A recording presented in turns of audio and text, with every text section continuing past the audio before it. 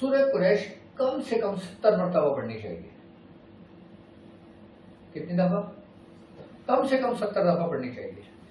अच्छा, कम से कम 70 दफा ही क्यों पढ़नी चाहिए? 40 दफा क्यों नहीं पढ़नी चाहिए? इसलिए सूरह कुरैश के बारे में बुजुर्गान दीन फरमाते हैं कि इसके 70 हरूफ है। वो कितने? 70 हरूफ है इसके, और इसकी 70 सरदार हैं। कितने सरदार हैं? 70 सरदार हैं। अब उन 70 जो सरदार है ना, हर सरदार के पीछे 70 सफ़े बिछी हुई हैं। कितनी? 70 सफ़े बिछी हुई हैं, और हर सफ के एक में 70,000 सुर्ख जिन्नात हैं। ये जो सफ़े बिछी हुई हैं, ये नूरी मखलूकात की बात कर रहा हूं मैं। 70 जो सरदार है ना, वो इसके मातेहत हैं। 70 सरदार के मातेहत तमाम मखलूकात नूरी जो सूरह कुरैश के मातेहत हैं। 70 सरदार हैं, हर ग्रुप पर एक सरदार है, हाकिमियत रखता है अपनी अल्लाह के इज़्न से,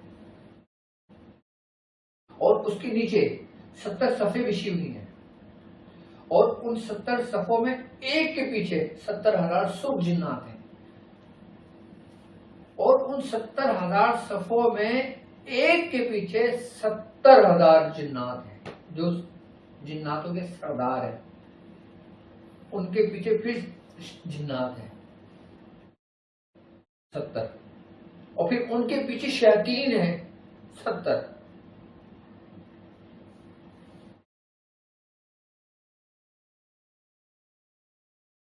और इन 70 सरदार जो मातेहत में आते हैं ना, वो हजरत इस्राईल अलैहिस्सलाम के अंडर में आते हैं।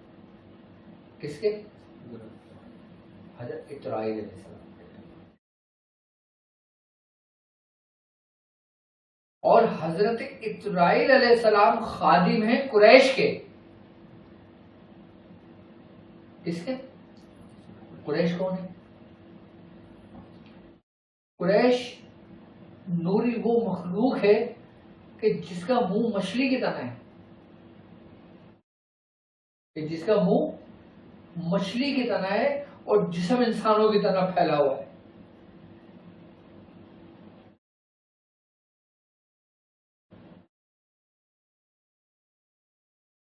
और कुरैश जो आते हैं ना, वो खादिम पता है किसके हैं? सरकार दो आलम सल्लल्लाहु अलैहि वसल्लम।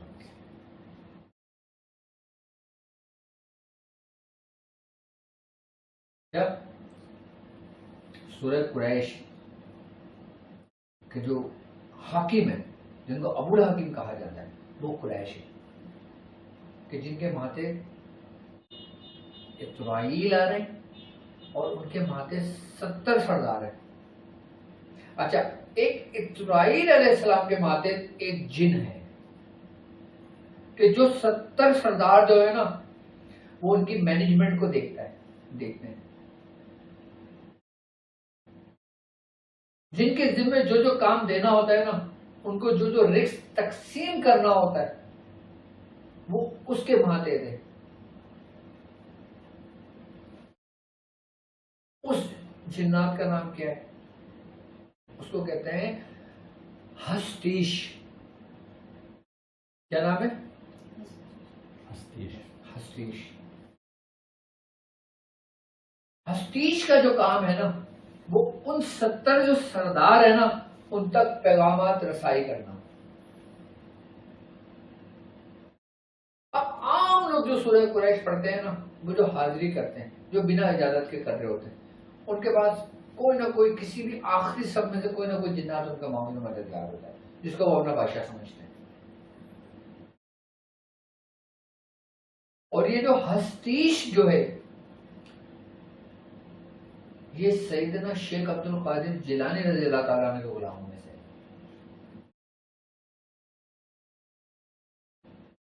खानदान कादिरिया का जबरदस्त ये अमल है जो मैं बता रहा हूं आपको। ये जो मौकल है ना, ये दरबार गौसियत में ये समझ लें कि इनका तमाम जितनी भी नूरी मखलूकात है ना, जितनी भी नूरी मखलूकात है जो जिनका आना जाना होता है, ये उस पर हकमियत रखते हैं। और खादिम किसके हैं? सैयदना शेख अब्दुल कादिर जिलानी रज़ी अल्लाह ताला अन्हु, जिनका नाम हस्ती शेख। इसकी भी हाजिरी का अमल है बाकायदा। और कहते हैं कि जो लोग सूरह कुरैश की दावत का अमल कर लेते हैं, पहले सूरह कुरैश हमने बताया ना कि 70 बार पढ़ना है, 70 बार आपने पढ़ ली। अब आम लोग हैं अपने मसाइल के लिए, अपने उसके लिए 70 बार पढ़ना है, शायद अल्लाह ताला मसले हल कर देता है। अब वो आगे बढ़ना चाहते हैं, अब वो 70 से 313 की तरफ आते हैं, 313 पढ़ते हैं। 313 की तादाद का क्या मकसद है? 313 को अगर हम मुफरिद में लेकर आते हैं तो कितने अदद बनते हैं?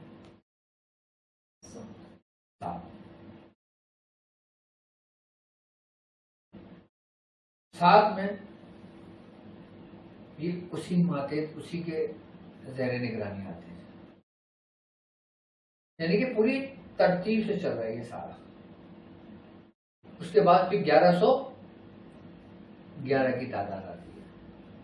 70 पढ़ ली, 313 पढ़ ली, अब 1111 पे आ गए। अब 1111 की तादाद का क्या मकसद है? अब 1111 को इल्मुल मुफरिद में लेकर आओ। 1111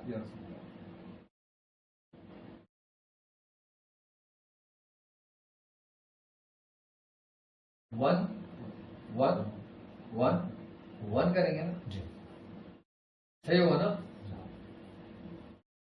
यानी कि 1 11 हो गए, 1 111 हो गए, 1 1111 हो गए, बराबर। अब इसको मुफरिद में लेकर आ जाओ। विचार क्या है? अब 4 ये है कि सूरह कुरैश की 4 आयतें हैं।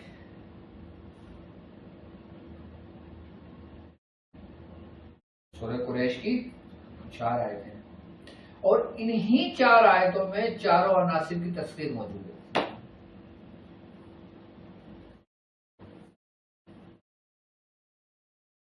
पहले हम नीचे से चले खादिमीन की तरफ से, अब हम ऊपर की तरफ पढ़ रहे हैं। अब हम अपना सफर ऊपर की तरफ लेके जा रहे हैं।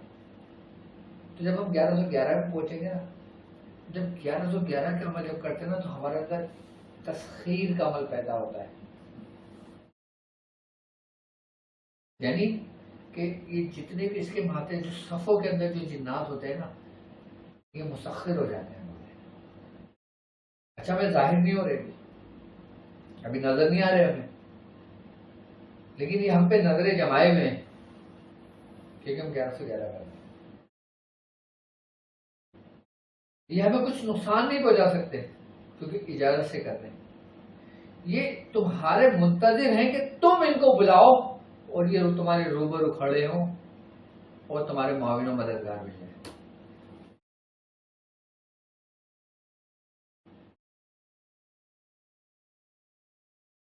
क्या कि तुम्हारे मुआविन और तुम्हारे मददगार बन जाए। तुम पर नजरें जमाए हुए हैं। तुम पर अगर कोई परेशानी आ रही होती है, तुम पे कोई नुकसान पहुंचाने की कोशिश कर रहा होता है, या तुम्हें कोई जादू करने की कोशिश कर रहे हैं, तुम पे कोई आते या कोई मसाइब आने वाले होते हैं, कोई परेशानी आने वाले होते हैं ना, तो ये तुम्हारी गायबी मदद करते हैं। और जो पीछे लश्कर है तुम्हारे मुंतज़िर है, जब तुम चलते हो तो पूरा लश्कर साथ लेके चलते हो। जब तुम चलते हो तो पूरा लश्कर साथ लेके चलते हो।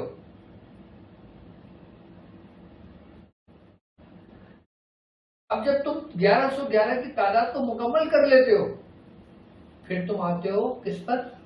1900 मरतबा पे। किस पर आते हो? 1900 की तादाद। 1900 तादाद का क्या मकसद है? अगर हम 9 और 1 को मुफरिद करते हैं क्या बनता है? 0 की कोई वैल्यू नहीं है। क्या बना? 1। अब वो एक कौन है जो खादिम है? कुरैश।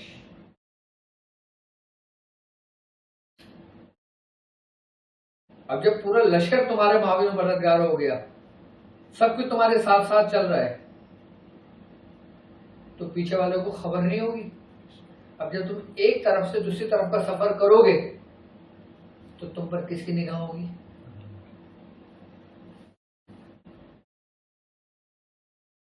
ये सारा तरतीब से चलता हुआ आ रहा है। अब बाद लोग हैं कि जिन्होंने सूरह के सवालात कर लिए, उनके सवालात अल्हम्दुलिल्लाह हो गई, और बाद लोग हैं जो भी कंटिन्यू कर रहे हैं, बाद लोग हैं जो 70 बार पढ़ रहे हैं, बाद लोग हैं जो 313 की तादाद कर रहे हैं, बाद लोग हैं जो 1111 कर रहे हैं, बाद लोग हैं जो 1900 कर चुके हैं, 1900 कर रहे हैं।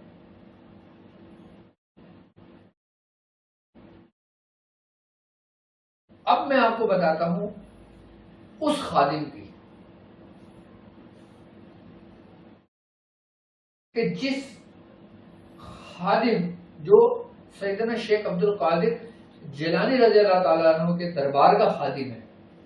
कहते हैं कि किसी भी वली पर सिर्फ आपके खादिम की नजर पड़ जाए ना तो वो विलायत के मकाम पर पहुंच जाता है।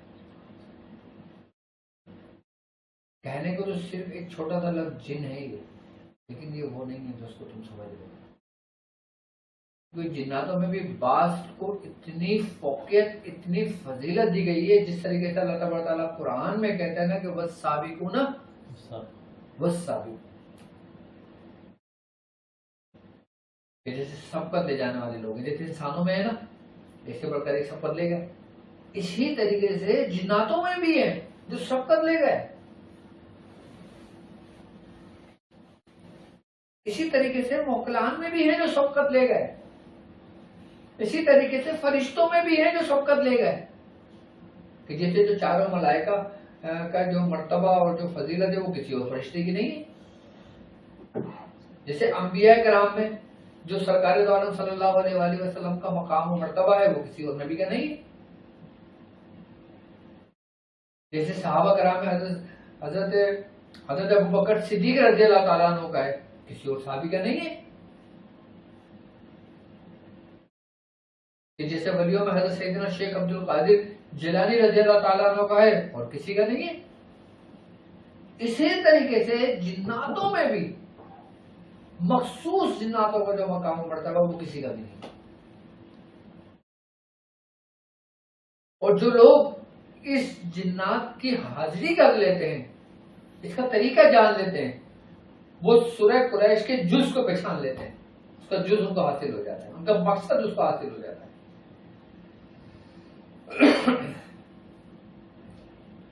आप 1000 अमल ना पढ़ा, उसी सूरह कुरैश का अमल पढ़ लो, आपकी जिंदगी के लिए काफी है। एक शख्स अगर अपना सुलूक पूरा सूरह कुरैश के जरिए तय करना चाहता है ना, तो वो कदम रखे, सफर शुरू करे और पूरा मकाम तक निकलता है। अब सूरह कुरैश पढ़ने वाला जो साली की जो सुलूक का सफर कर रहा है, अपना अमलियात का सफर एक अलग है, सुलूक का सफर एक अलग है। अब सुलूक का सफर सालिक तय कर रहा है जब वो सूरह कुरैश के जरिए उस जगह पे जा रहा है जिनका नाम क्या है? हस्तीश। तो वो तुम्हें कहां लेके जा रहा है? दरबारे गौसियत में, वहां तक तुम्हारी रसाई हो गई सूरह कुरैश के जरिए। अब तुम वहां से कहां का सफर करोगे? दरबार रिसालत।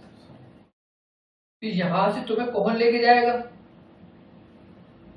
खादिम कौन है? सरकार दो आलम सल्लल्लाहु अलैहि वसल्लम का। फिर वहां से वो लेके जाएगा। अब जब तुम वहां पहुंचोगे तो मंजिल पा ली। लेकिन अब वहां तक पहुंचने के लिए तरतीब हमें कौन बताएगा? हम तो पढ़ रहे हैं इसी बरकत के लिए, हम तो पढ़ रहे हैं हमारी बेटी रोटी चलेगी, हमारी बहू आ जाए, हमारा ये मसला हल हो जाए, हमारा जादू उतर जाए, शैतान नजर चले जाए, मेरे बच्चे मेरे फर्माबरदार हो जाए, मेरी बीवी मेरे कब्जे में आ जाए, मेरी बहू की जुबान बंद हो जाए।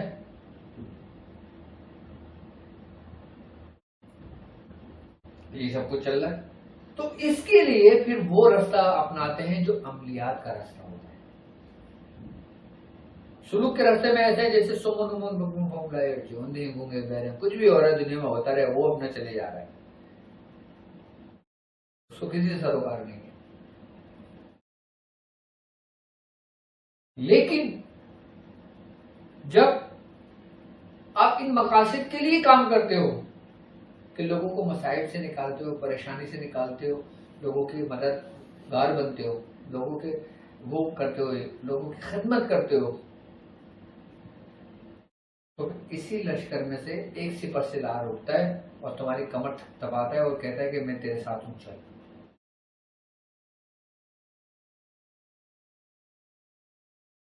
तो वो तुम्हें अमलियात का सफर देगा।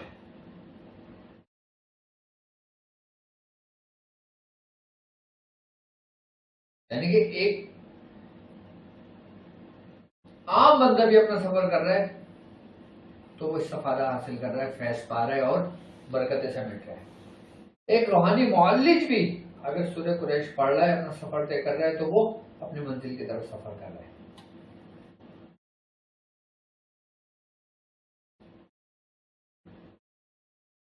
अब वो लोग कि जिनकी सूरह कुरैश 1.25 लाख मुकम्मल हो गई, कि जिन लोगों ने सूरह कुरैश 70 बार भी पढ़ ली, 313 बार भी पढ़ ली, 1111 भी पढ़ ली, 1900 भी पढ़ ली, 1.25 लाख भी मुकम्मल कर ली, सूरह कुरैश की दावत भी विर्द में रखी हुई है, उनके लिए खास अमल है।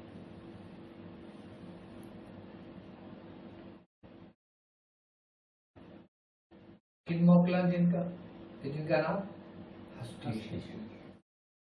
अमल क्या है, पहले अमल नोट कर लें और इस अमल की मैं पीडीएफ भी सेंड कर दूं, मैंने लिखा है ना यहाँ पे। इसकी तरतीब और तरीकेकार ये होगा कि अमल है बिस्मिल्लाहिर्रहमानिर्रहीम, अर्रिनी उन्जुरनी इलैका या हस्तीश बहक सूरह कुरैश बहक के काफ आया इंसाद बहक के सुलेमान बिन दाऊद अलैहिस्सलाम बहक के ला इलाहा इल्लल्लाह मुहम्मदुर रसूलुल्लाह अहदुर मिन जानिबिल मशारिक वल मगारिब अहदुर मिन जानिबिल जुनूबी व शिमाल या हस्तीश या हस्तीश या हस्तीश खादिशुर बहक के या शेख अब्दुल कादिर जिलानी शैअन लिल्लाह बहक के या शेख अब्दुल कादिर जिलानी शैअन लिल्लाह। ये अमल है, इसकी पीडीएफ भी मैं आपको सेंड कर दूंगा और ये अमल आपको लिखा हुआ भी आपको सेंड करवा दूंगा मैं। तो अब करना कैसे है ये अमल, ये अब ये अमल आ रहा है खास लोगों के लिए, ये जो हम सफर कर रहे हैं, ये है हाजिरी का अमल। अब आपने जो सूरह कुरैश पढ़ी है ना, अब वो लश्कर जो आपकी नजरों से ओझल है, जो आपके पुष्प पर है, अब आप उसको अपने सामने ला रहे हो। जैसे एक बच्चा पीछे छुपा हुआ है ना, अब मैं उसको बोलूंगा सामने आ जाए, सामने नहीं आ रहा। अब मैंने किसको हुक्म देना है, हस्तीश को, आए मेरे सामने। वो पूरे लश्कर की कमांड संभाल के तुम्हारे सामने खड़े होंगे वो लश्कर के साथ। सूरह कुरैश कहेंगे हर शयातीन जिन्नात, इस कायनात में जितने भी शयातीन हैं सब पर इन्हीं का कहर होता है, डरते हैं बाकायदा तौर पर इनके नाम से।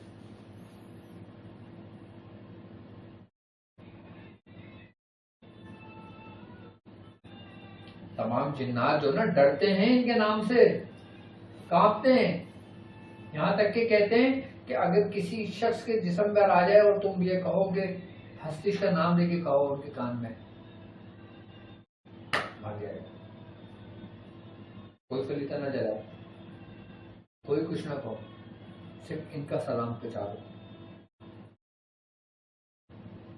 जिस तरीके से इंसानों में बुजुर्गियत के मकाम पर कुछ लोग फायद हैं, इसी तरीके से जिन्नातों में जो बुजुर्गियत पे जो लोग, जो जिन्नात फाइज है, उनमें से ये एक है।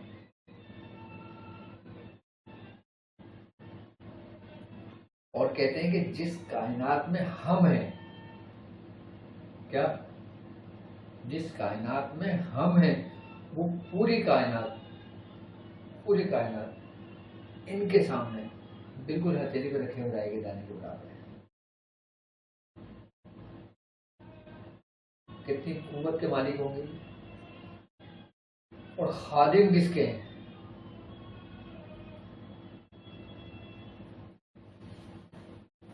अल्लाह तबारक व तआला जब अपने बंदों से राजी होता है ना, तो वो अपने दोस्तों को सबसे आला चीजें देता है।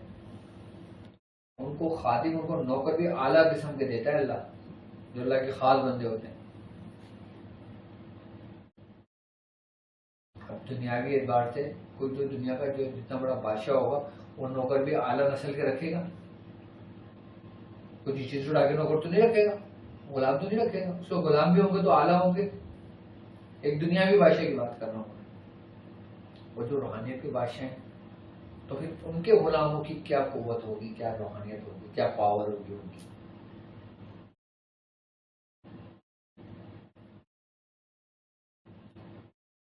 तमाम शयातीन जिन्नात इनके नाम से खौफ खाते हैं, खाली इनके नाम से डरते हैं।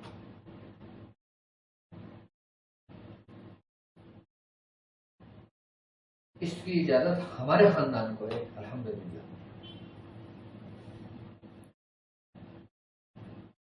और हमारे सरासिल के बुजुर्ग बाकायदा तौर पे इसके साहिब दावाद हुए। इंडिया में एक शहर है बांसा शरीफ के नाम से।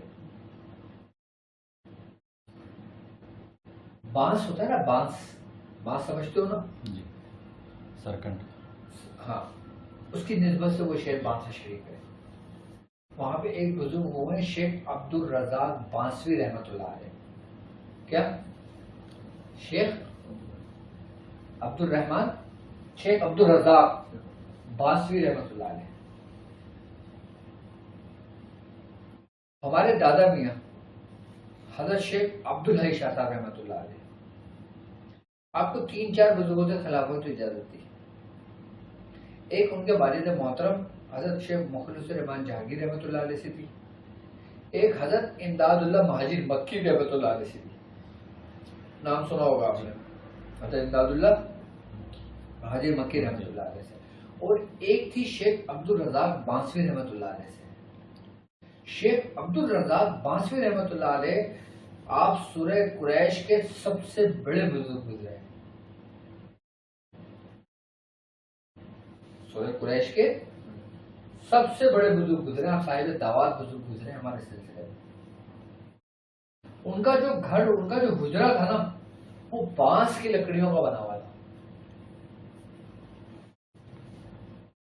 और सारे जिन्नात उसी हुजरे के नीचे हाथ बांधे खड़े होते थे।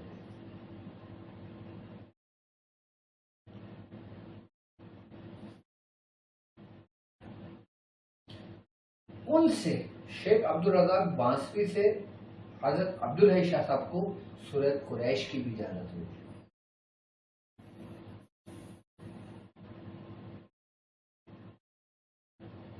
शेख अब्दुल रज़ाक बांसवी ने खिलाफत इजाजत दी शेख अब्दुल हई शाह साहब को, और शेख अब्दुल हई शाह साहब ने खिलाफत इजाजत दी हमारे दादा में नबी रज़ा शाह साहब को, जिनका मदार लखनऊ में सदर बाजार में। अब्दुल हई शाह साहब ने हजरत नबी रज़ा शाह साहब को दी। अल मारूफ दादा मियाँ के नाम से मशहूर है वो पूरे इंडिया में। फिर उन्होंने खिलाफत इजाजत दी शाह मोहम्मद हसन को।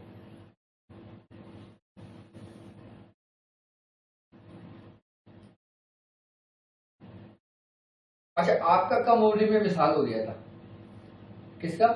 हजरत नबी रज़ा शाह साहब का। मैं भी इस अमल का तरीका बताऊंगा आपको, याद दिलाना मुझे। उनका कम उम्र में विसाल हो गया था, आपने सजादगी का ऐलान नहीं किया था किसी का। तो इनायत हसन शाह साहब जो थे ना, वो ये समझ लें कि इनके भाई थे छोटे, आप मुलाजमत करते थे। तो शाह मोहम्मद हसन ने इनके भाई को बुलाकर वो चाहा कि ये उनकी जगह पे बैठे क्योंकि इनका खून है, इनका हक है। और उस वक्त के जो इन्हीं के खुलफाओं में से थे, उन सबकी अपनी अपनी ख्वाहिश होती है कि भाई इनकी जगह पे ये बैठे, इनकी जगह पे ये बैठे, इनकी जगह पे ये बैठे। तो जब शाह मोहम्मद हसन को पता लगा, आप इनको अब्दुल्ला शाह साहब के पास ले गए थे। कहते थे अब्दुल्ला शाह साहब बंगाल में थे, आप जिला चाटागांव में, आप लखनऊ से बंगाल का आपने सफर किया, 2 से 3 दिन का सफर था। और कहते हैं कि 3 दिन के सफर में आपने उनकी तबीयत पूरी कर दी थी। किसकी? इनायत हसन शाह साहब की तबीयत पूरी कर दी थी आपने। जब आप आपके पास लेकर आए, आपको फरमाया हुजूर ये नबी रज़ा शाह साहब मेरे पीर मुर्शिद के छोटे भाई हैं। आपने उनको देखा, आपने कहा तुमने तो पूरी तबीयत कर दी थी, मेरी तरफ से इजाजत है कि ये उनकी जगह उनके साथ जाना है।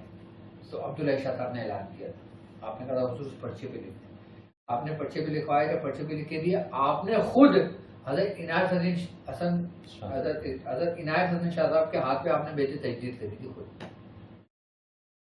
तो मुझे सज्जादगी का फैज भी मिलेगा।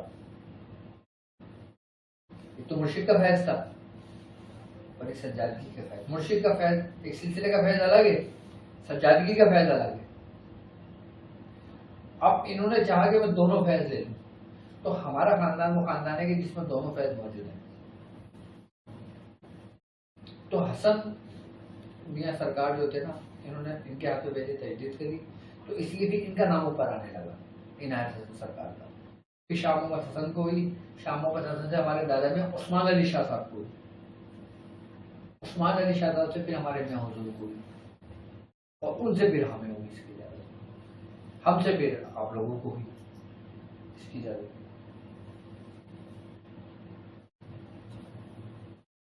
तो सूरह कुरैश हमारे सिलसिले में बड़ी अहमियत की हामिल है। अब्दुल्लाई सिलसिले में, कादरिया सिलसिले में, सोहरवर्दिया सिलसिले में बहुत अहमियत की हामिल है, लोग उसको समझते ही नहीं। अब ये अमल मैंने पढ़ा है, जो अमल मैंने बताया है, वो लोग के जिन लोगों की सवालात मुकम्मल हो चुकी है, वो लोग पहले इस अमल को याद करेंगे। आए वो समझ में, याद कर लेने के बाद परहेज होगा आपका। अच्छा, अब अगर आप चाहो इसको तो यकुम जिल हज से शुरू कर दो, आप चाहो तो यकुम मुहर्रम से शुरू कर दो। वैसे बेहतर ये होगा कि यकुम मुहर्रम से शुरू करो, क्योंकि यकुम मुहर्रम से जब शुरू करोगे ना, उसकी तासीर ही अलग है।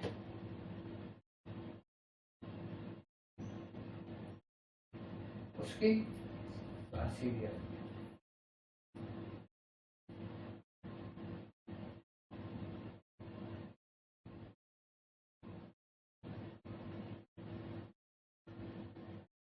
और इस अमल को 360 मरतबा रोज पढ़ना है। कितनी दफा? 360 दफा, 40 दिन मुकम्मल करने। वो लोग कि जो लोग 1.25 लाख कर चुके हैं। अच्छा, बाद लोगों ने 1.25 लाख तो कर लिए सूरह कुरैश, लेकिन दावत नहीं करी, वो भी कर सकते हैं। और वो भी कर सकते हैं कि जिन्होंने 1.25 लाख सूरह कुरैश भी कर लिए और दावत भी कर ली, लेकिन परहेज के साथ मुकम्मल होगा। आइए समझ में। और कोई ऐसी जगह पे, मखसूस जगह पे करेंगे कि जहाँ पे नाबालिग बच्चे ना आते, छोटे छोटे बच्चे होते हैं ना खेलने वाले घरों में, वो आपको डिस्टर्ब परेशान ना करें पढ़ाई के दौरान।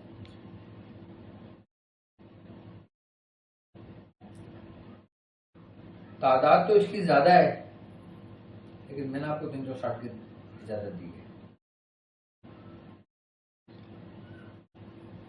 360 पे 40 दिन मुकम्मल कर लेंगे और मुझसे इजाजत लेकर करेंगे। 36,000 की तादाद 10 दिन में मुकम्मल करेंगे, बहाल 360 ही बनेगी।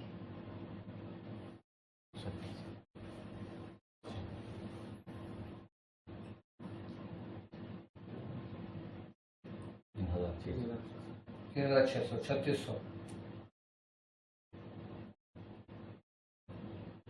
लेकिन तादाद 36,000 की पूरी करने में, तो 36,000 में 3600 मरतबा पढ़ा जाएगा, 3,600 बार पढ़ा जाएगा।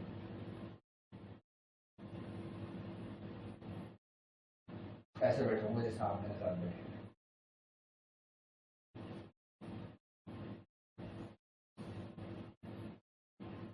मैं जो ना 6,000 मरतबा पढ़ता था।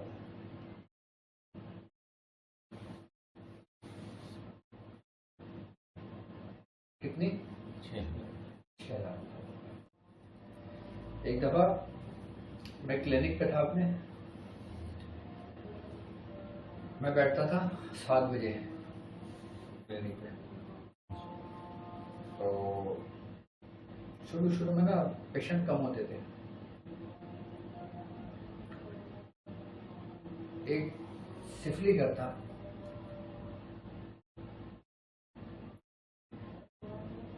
वो मुझे मारने की नीयत से आया था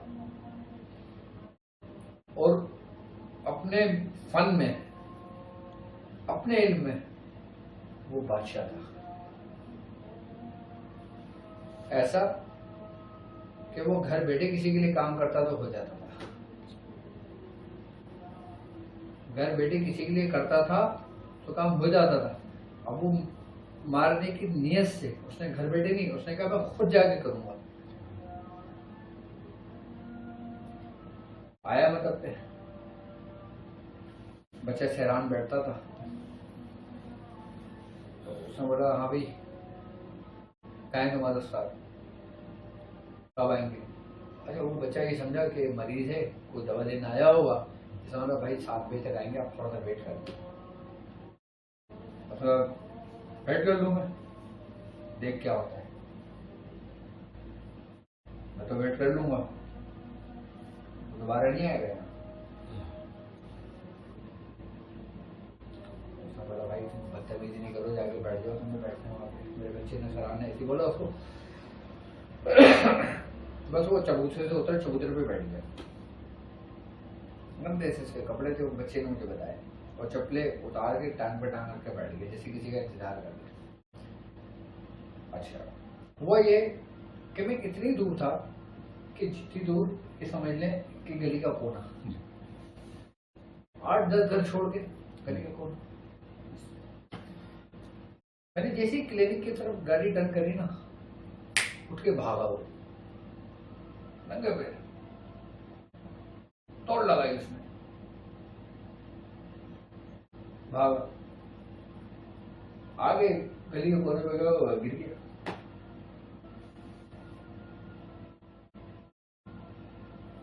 खैर मुझे पता ही नहीं,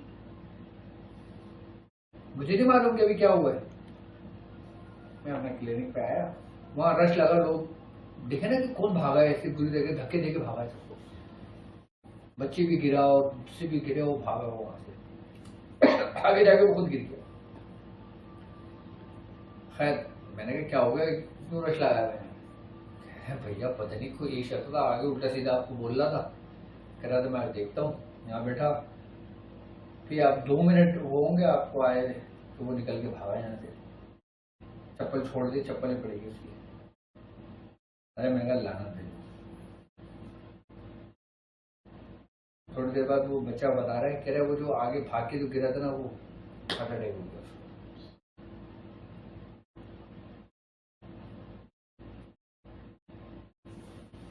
कर दिया। शर को नहीं छोड़ते इसके नूरी मखलूकात, इसके मौकलान, इसकी जिंदगी। जादूगर को तो रहम नहीं करते, जादूगर तो साले वैसी वाजिबुल कत्ल है। और मजे की बात, हमने तो कुछ किया ही नहीं था। एक तो ये होता ना कि भाई कुछ करे, हमने तो कुछ भी नहीं किया, लेकिन हमारे साथ जो थे ना, वो भरे ना दरबारे लिए थे। इसी तरीके से जब आप सूरह कुरैश पढ़ते हो ना, और अगर आपको हमारी इजाजत होती है, तो फिर वही जो हमारे माते थे ना, फिर वही आप लोगों के मौके बना डालोगे।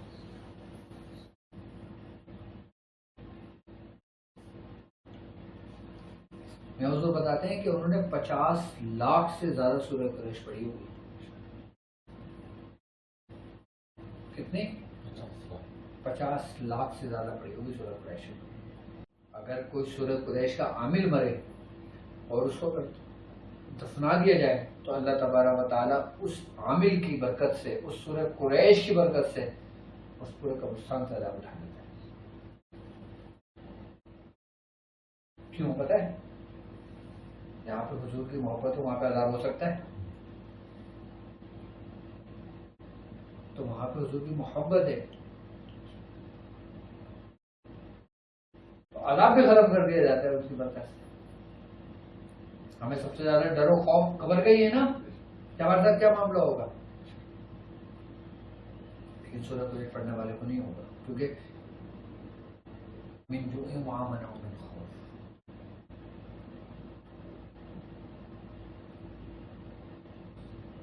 आग, हवा, मिट्टी और पानी। जमीन क्या है?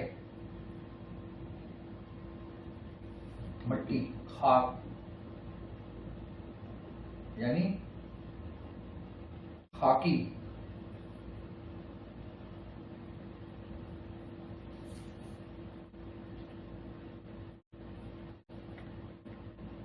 आग, हवा, मिट्टी और पानी, यानी आतिशी, बादी, आबी और खाकी।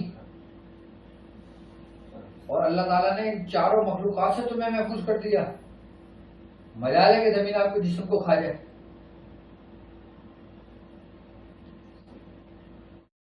क्या मजाल है कि जमीन आपके जिस्म को खा जाए सूरह कुरैश पढ़ने वाले के?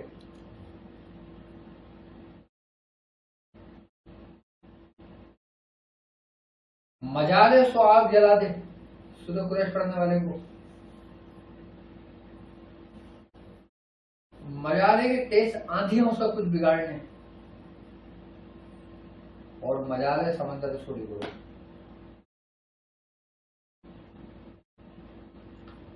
क्योंकि अल्लाह तबारक व तआला ने कलाम पढ़ने वाले को, अपना जिक्र करने वाले को इन तमाम चीजों से महफूज कर दिया।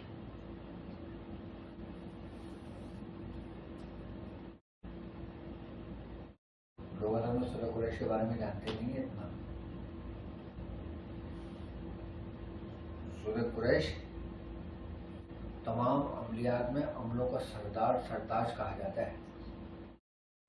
यहाँ तक कि बुजुर्गान दिन फरमाते हैं दुआए सैफी। कैसी दुआ है कि जिसके बारे में कहा जाता है कि बहन तलवार है, ये सैफुल्लाह है। बुजुर्गान दिन फरमाते हैं 1 लाख सैफी पढ़ने से बेहतर है सूरह कुरैश पढ़ना। तो 1 लाख सैफी शरीफ पढ़ लो और 1000 बार सूरह कुरैश पढ़ लो, बराबर है।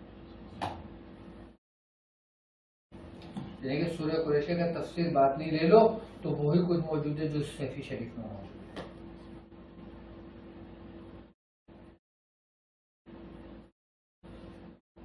इसको सैफी शरीफ भी कहा जाता है सूरह कुरैश को। सूफियों की सैफी शरीफ है ये।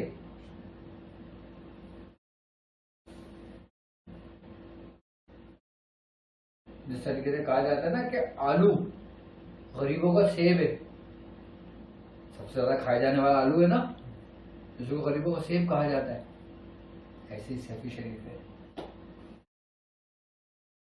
सैफी शरीफ बोल रहा हूँ, सूरह कुरैश है।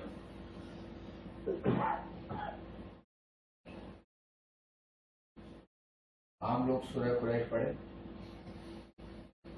फितने दज्जाली से महफूज रहेंगे। इस पुरफतन दौर से महफूज रहेंगे। फितनों का दौर है ये। अगर तुम चाहो ना तुम्हारी औलादे इस पुरफतन दौर में महफूज रहे, अपने बच्चों को सूरह कुरैश याद कराओ और उनको वसीहत करके जाओ, कुछ भी हो जाए बेटा सूरह कुरैश ना छोड़ना, चाहे 7 बार ही पढ़ना रोजाना। 70 बार ना पढ़ सको ना कोई बात नहीं, लेकिन 7 बार जरूर पढ़ लेना, वरना मेरे पास नहीं आना। क्या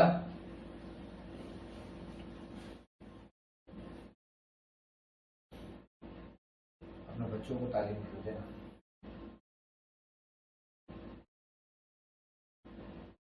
क्योंकि आने वाले वक्तों में ना आपके बच्चों के लिए सूरह कुरैश बेहतरीन हथियार है, जो हर किस्म से आपकी नस्ल की हिफाजत करेगी। सूरह कुरैश की रूहानियत है जो आपको दौरे इससे अपने दौर से निकालेगी आपको। और अल्हम्दुलिल्लाह सूरह कुरैश का एक जमा गफीर लश्कर है, जो हजारों में माशाल्लाह लाखों की तादाद में लोग सूरह कुरैश पढ़ रहे हैं। हाँ, कुछ लोग हैं जो कभी भूल जाते हैं, कभी पढ़ लेते हैं, कभी छोड़ देते हैं, कभी कर लेते हैं, कोई बात नहीं। जब याद आ जाए पढ़ लो, कम से कम 7 बार का अपना मामूल बना लो, हर चीज से महफूज हो गया इंशाअल्लाह। वो 10 दिन वाली जो मुहर्रम अल हराम के 10 दिन में 3600 पढ़ने का जो हुक्म हुआ, देखो ये जो खास अमल है ना जी, ये हाजिरी का अमल है, और ये हस्तीश के हाजिरी का अमल है। तो बेहतर है कि ये वही अमल करें जो सूरह कुरैश हवाला कर चुका हो, उसके लिए फायदेमंद है। और जो आम लोग हैं ना वो सूरह कुरैश का अमल करें, उनको फायदा होगा। ऐसा हो कि आपने अमल शुरू कर दिया, ठीक है, अब अचानक खबर आ गई कि भाई फला जगह हादसा हो गया, अब आपने वहाँ जाना जरूरी है, एक मुल्क से दूसरे मुल्क या एक शहर से दूसरे शहर। तो फिर आप ये करना कि फौरन जब ये खबर सुने आप उसी वक्त थोड़ी मिठाई ले लेना, 1 गिलास पानी रखना, मीठा रखना, फातिहा पढ़ना, आई बात समझ में, और सूरह कुरैश के तमाम मौक़िलान को उसको बख्शना, समझना। और बिलखुसूस सैयदना शेख अब्दुल कादिर जिलानी रज़ी अल्लाह ताला अन्हु को लौटा देना, यानी कि इस अमल को लौटा देना, ठीक है, लौटा देना। और फिर वो बच्चों में तकसीम कर देना, फातिहा पूरी हो जाएगी आपकी। उसके बाद फिर खाली इसको बिल में रखो और चले जाओ। और जब अपना काम निपटा लो, फिर जब शुरू करोगे तो फिर चांद की पहली तारीख से शुरू करना, और फिर नए सिरे से शुरू होगा। और जितना पढ़ लिया हो ना वो ज़ाया नहीं होगा, लेकिन वो लौट जाएगा, उसका कोई रिफ्लेक्शन, कोई असर नहीं पड़ेगा आप पर। इजाज़त का यही फायदा होता है कि अगर बीच में अमल टूट भी जाए, खराब भी हो जाए, कोई मसला हो जाए तो नुकसान नहीं पहुंचता। और खासकर ऐसों की इजाजत जो साहिब इजाजत हो, तरके जलाली, तरके जमाली, तरके बिल लज़्ज़ात, तरके बिल लज़्ज़ात में जो है कोई खास ऐसी चीज जो बिल्कुल तर्क कर देना है, वरना किसी तरह की वजह। सब्जियां खाएं जी, दालें खाएं, फ्रूट खाएं, ड्राई फ्रूट खाएं, सब कुछ खाएं। दालों में मसूर की दाल का क्या परहेज करने तो बेहतर होता है, मसूर की दाल का परहेज कर लिया जाए तो बेहतर होता है। और कोई बात, अगर इस दौरान गलती से अगर किसी तरह की कोई चीज़ खाने में आ जाए जिसमें ये चीज़ें हैं, जैसे केक है या फिर कुछ ऐसा है, गलती से खा लिया अनजाने में और इसका अंदाज़ा नहीं था कि उसमें वो चीज़ें मिली हैं, तो ऐसी सूरत में इसका क्या? देखो अगर मुगालते में अगर हो जाए, जानबूझकर ना हो तो कोई कबाहत नहीं है, पता लगे उसी वक्त हाथ रोक लें। तो मेरी बहनें अगर करना चाहें तो मेरी तरफ से उनको इजाज़त है, जिनकी सवाल हो गई है वो कर सकते हैं, लेकिन फिर वो उन तारीखों से शुरू करें कि जिन तारीखों में, अब जैसे मिसाल के तौर पे उनको लगता है कि कल वो नमाज नहीं पढ़ सकेंगी, तो फिर इंतज़ार करेंगे। फिर जब वो गुस्ल कर लें, जब वो नमाज पढ़ने शुरू करें ना, तो फिर उस दिन से शुरू करें। फिर तारीख का कोई, बहनों के लिए मेरी कोई कैद नहीं है, कोई कैद नहीं है, कोई मामला नहीं है। जिस दिन वो पाक हो उस दिन से वो शुरू करके उसको 40 दिन मुकम्मल कर लें। और अगर 40 दिन मुकम्मल ना हो, बीच में फिर हो जाए, तो जितना पढ़ाई करी थी, जितने दिन थे वो काउंट करके रख लें, लिख लें अपने पास, ठीक है, और फिर उसको स्टॉप कर दें। और जब दोबारा नमाज पढ़ना शुरू करेंगी, फिर दोबारा कंटिन्यू करके, जैसे 30 दिन हो गए, दोबारा मामला हो गए, तो फिर 10 दिन जो आपके बाकी रहेगा ना, फिर 10 दिन बाद आप जब गुस्ल कर लेंगे, उस 10 दिन पढ़ के फिर 40 दिन को मुकम्मल करके उसको जोड़ देंगे। लेकिन काम ये करेंगी कि जब वो स्टॉप कर देंगी कुछ नहीं करना, लेकिन जब वो गुस्ल करना बस शुरू करेंगे ना, तो थोड़ा सा मीठा बनाएंगी, दूध और 1 गिलास पानी रखेंगी, सूरह कुरैश के मौकलान को फातिहा देंगी और सरकार गौस पाक पर लौटा के फिर जो पिछले दिन थे ना, उस दिन को इस दिन में जोड़ के फिर पढ़ाई शुरू करके 40 दिन मुकम्मल कर लें। तो फिर वो जो गैप होता है ना, वो गैप काउंट नहीं होगा, फिर वो जंजीर दोबारा बन जाएगी।